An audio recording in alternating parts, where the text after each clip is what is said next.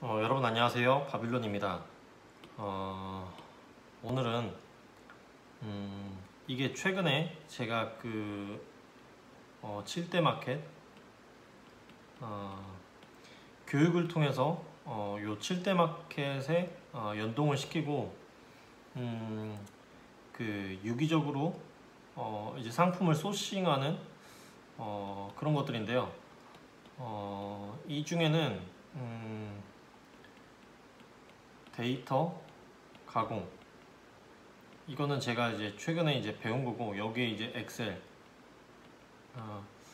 이게 굉장히 흥미롭더라고요. 이게 흥미롭고, 그래서 이 7대 마켓에 연동시키고, 제가 앞선 영상에서 말씀드렸듯이 뭐 인터파크나 지마켓, 옥션, 뭐 이제 11번가, 스마트 스토어, 쿠팡, 위메프 뭐 이런 식으로 이제 했고, 사실 이 오픈마켓 및 뭐 전물몰, 뭐 폐쇄몰, 굉장히 마켓들은 많이 있죠. 그래서 그런 것들은 개인적으로 여러분들께서 이제 검색하시면 뭐 좋을 것 같고, 그래서 이제 이런 식으로 제품을 이게 제가 이제 올리는 이런 것들을 약 한 3주 정도 배우고, 이런 것들을 이거에서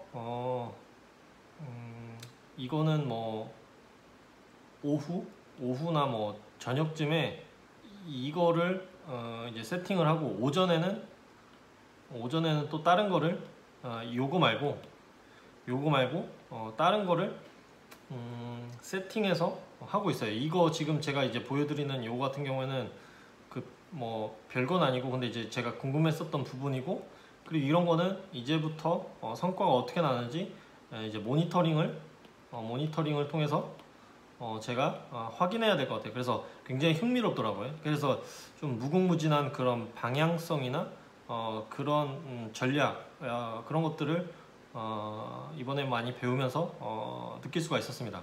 그런 내용이 있고, 이거는 앞서서 보여드렸던 그 결과값이 아니라, 물론 이것도 이제 데이터 가공을 하면서 쿠팡이 좀 이렇게 들어오고 있어요. 쿠팡이 좀 들어오고 있고, 영화 같은 경우 이제 위메프고, 나름 좀 신기하더라고요. 시간 투자 대비 어떠한 결과값이 이거는 나오는 거고, 그래서 전략이 이런 거는 저도 저 나름대로 지금 테스트하는 것들이고, 이런 것들은 이제 엑셀과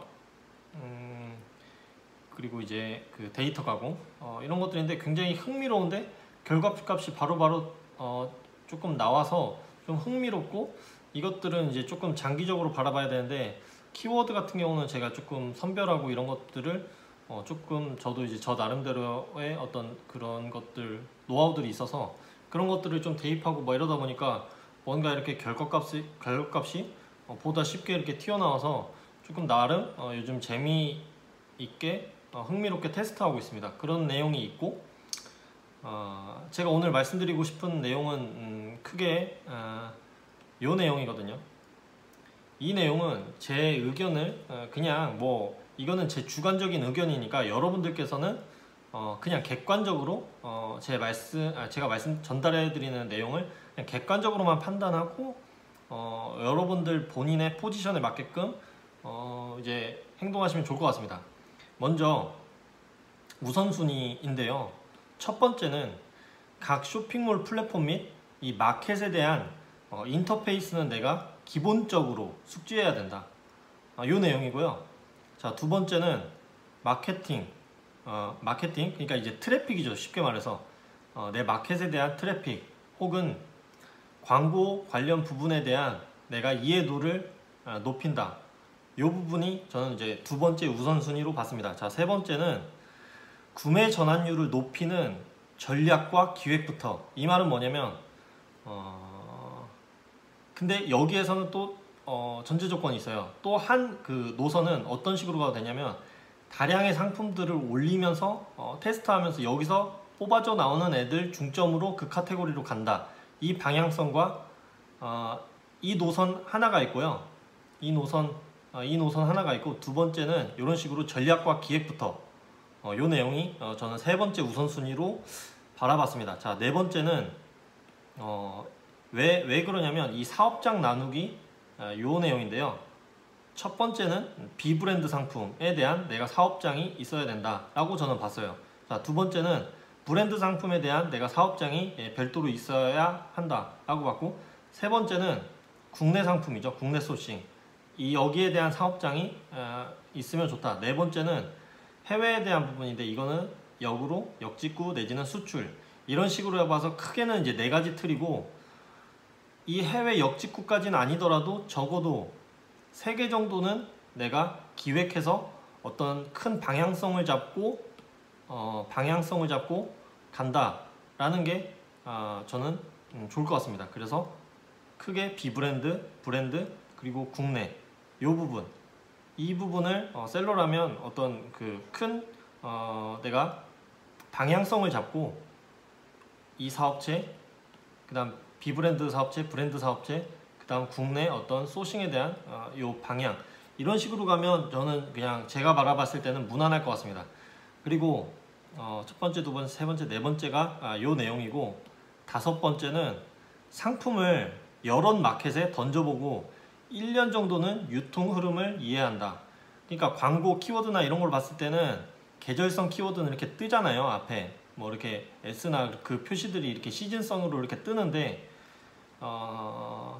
그 패션 의류든 잡화든 뭐든 일단은 내가 적어도 1년도 사실은 굉장히 짧은데, 그래도는 이 여러 마켓에 상품들을 다양하게 던져보면서 유통 흐름을 이해한다. 이거를 저는 다섯 번째라고 봤어요. 그리고 여섯 번째는 소싱은 위의 모든 것들을 숙지한 이후에 그 다음에 자 1단계, 그렇게도 말하는 해외 소싱이죠. 해외 소싱 부분인데, 사실은 이 5단계 정도까지 어느 정도 내가 숙지한 이후에 해외 소싱이나 이런 거를 방향성을 잡고 가도 늦지는 않다. 저는 그렇게 바라보고 있어요. 내가 쇼핑몰이나 이런 거에 대한 인터페이스도 내가 숙지하지 못하는데 내가 해외 소싱을 한다? 이거는 아닌 것 같고요. 사실은 여러분들도 공부해 보시면 아시겠지만은 네이버 그 스마트 스토어 하나만 보더라도 사실 1년이라는 시간이 짧을 수 있을까요? 짧다면 짧고, 저는 개인적으로 그 1년이라는 시간도 각 마켓 하나만 적응하는 것도 사실 내가 교육 없이 혼자 한다? 그거는 전 어렵다고 봐요. 그래서 시간을 좀 투자할 필요가 있고, 당연히 뭐 경험이 있으신 분들은 이 해외 소싱이나 이런 것들을 말씀을 많이 하지만, 내가 이런 상품에 대한 마켓에 대한 인터페이스도 내가 숙지하지 않은 상태로 도대체 어떻게 그 소싱부터 이 방향성은 저는 맞지는 않은 것 같아요. 일단은 내가 제휴 마케팅이든 하도 욕하는 그 제휴 마케팅이든 내지는 위탁 상품이든 공동구매 형식이든 어떤 그 판매 경로라도 내가 상품을 한 사이클 돌려보는 그런 경험을 가진 이후에 이 단계들 1단계, 2단계, 3단계, 4단계, 5단계 그리고 6단계거든요. 돈 들고 여러분들이 급할 필요 없어요. 그 해외 소싱처도 사실 많이 있고 결국에는 경험인데, 저는 이거를 그래서 6단계로 보여요. 그러면서도 제일 중요한 거는 또 사실 이 해외 소싱이라고 저 역시도 생각을 하고요. 그런데 우리 초보자들이 먼저 접근하는 거는 이 단계들을 숙지하고 요 해외 소싱으로 넘어가자, 저는 그렇게 바라보고 있어요. 그래야 내가 해외 소싱을 해도 가져와도 이 마케팅 부분, 그 다음 광고에 대한 부분, 그 다음에 마진율이죠. 몇 프로 가져갈 거냐, 어떤 부분에 대한 로스율이라든지 뭐 이런 것들, 이 모든 것, 이 1단계, 2단계, 3단계, 4단계, 5단계 정도까지는 내가 숙지를 한 이후에 우리가 이쪽으로 가자. 이 5단계까지도 다 선수들도 다 해도 2단계로 가서 여러 사회 현상과 오류로 인해서 내가 가져온 상품이 완전 뭐가 되는 경우가 있는데 그러거든요. 그래서 저는 이 부분을 오늘은 말씀드리고 싶어서 영상을 켜게 되었습니다. 그래서 우리가 서두를 필요는 없고 각 쇼핑몰 플랫폼에 대한 마켓에 대한 인터페이스 정도는 숙지하자. 이게 첫 번째 중요하고요. 두 번째는 마케팅 광고 부분, 이 부분에 대한 이해도가 조금은 있어야지 내가 상품을 판매하고 트래픽을 높이고 뭐 하는 데 있어서 저는 많은 도움이 된다고 생각합니다. 그래서 이 부분 역시 중요하고, 그 다음에는 주구장창 올리는 것도 중요하지만 특히나 해외 소싱 같은 경우에는 저는 전략과 기획 이게 중요하다고 일부분에서는 또 배웠고 저도 역시도 그렇게 생각하고 있어요. 그래서 상품 판매하기 이전에 전략과 기획도 정말 상품을 그냥 단순 반복은 그 이유거든요. 내가 먼저 이 시장을 바라보고 기획을 하고 어떤 제품류에 어떤 상품군들을 꾸준히 소싱하고 또는 단순 반복으로 상품을 계속 소싱하면서 거기에서 이제 하나둘 튀어나온다. 이제 그러면 그 카테고리로 방향을 잡고 나머지 상품들은 내리고 이제 그 튀어나온 그 카테고리로 이제 쭉 밀고 나간다. 그것도 결국에는 이 전략과 기획이라고 제가 생각을 하거든요. 그래서 그런 부분이 중요하다고 생각하고 운용하시다 보면 이 비브랜드, 브랜드에 대해서 내가 두 개 다 커버 칠 수 있다. 내가 소화할 수 있다. 이러면 저는 그때부터는 사업장 나누는 것도 고려해 보면서 비브랜드, 브랜드 그리고 국내 사실 이런 것들을 말씀해 주시는 분들은 그렇게 많지는 않았어요. 그냥 선수들이 말 없이 그냥 하시고 계시더라고요. 이런 비브랜드, 브랜드 그리고 국내 그리고 이제는 생각하면 이제 역직구까지 요즘 많이 이제 트렌드가 이렇게 크게 저도 이제 네 가지라고 이제 바라보는데 그래서 이런 것들이 이제 중요하고 그리고 이 마켓에 대한 흐름 왜 흐름이냐면 이제 2달 정도 이전부터 그 상품들을 이제 미리서 준비하면서 소싱을 해야 되는 그 유통 그 시간이라는 게 필요하기 때문에 저는 적어도 느긋하게 한 1년 정도는 대한민국 온라인 쇼핑몰이 어떤 카테고리로 어떤 식으로 이제 선순환이 도는지 그런 것들은 시간을 갖고 조금 관망하면서 모니터링 할 필요가 있다. 그리고 중요한 이제 이 해외 소싱 이걸로 가는 단계 예를 들어 여기에서는 뭐 포워딩이라든지 관세사라든지 그리고 진짜 이제 비행기 타고 가서 박람회 이런 것들 그냥 그런 것 같아요. 저는 이제 흐름을 이런 식으로 보고요. 그래서 오늘 중요하다 생각한 것들 이런 식으로 제가 메모를 해서 여러분들께 공유해 드리고 싶었습니다. 그리고 다음으로는 몇 가지 그 단축키들이 있어요. 이건 제가 스크랩한 내용인데 새 탭에서 링크 열기는 뭐 컨트롤 N 그리고 컨트롤 탭 그리고 이 컨트롤 탭까지는 아는데 반대 이동 컨트롤 시프트 탭 이거를 모르시는 분들도 있고 저 역시도 몰라서 스크랩을 했습니다. 그리고 새 탭 끄기는 컨트롤 W 저도 요거는 많이 사용하고 있거든요.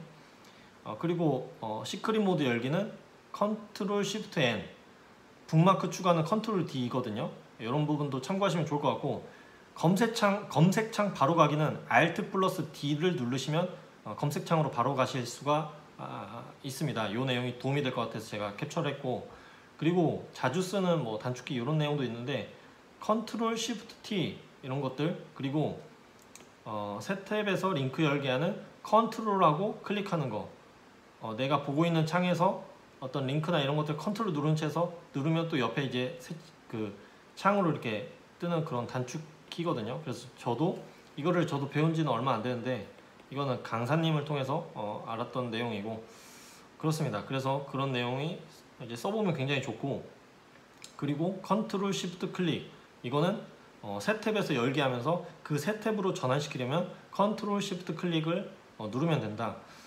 컴퓨터를 이제 자주 만지고 소싱을 하다 보면 단축키를 알면 시간상 굉장히 절약이 되죠. 그리고 몇 가지 더 마우스를 덜 쓰는 단축키들도 있는데요. 컨트롤 N을 누르면 새 창 열기 자 컨트롤 W는 아까 말씀드렸던 창 닫기 컨트롤 시프트 T는 닫은 창을 복구하는 단축키입니다. 그리고 컨트롤 T는 탭 열기 Alt D는 검색창 바로 가기 윈도우 플러스 D는 바탕화면 나가기 네, 오늘 준비한 내용은 여기까지고요.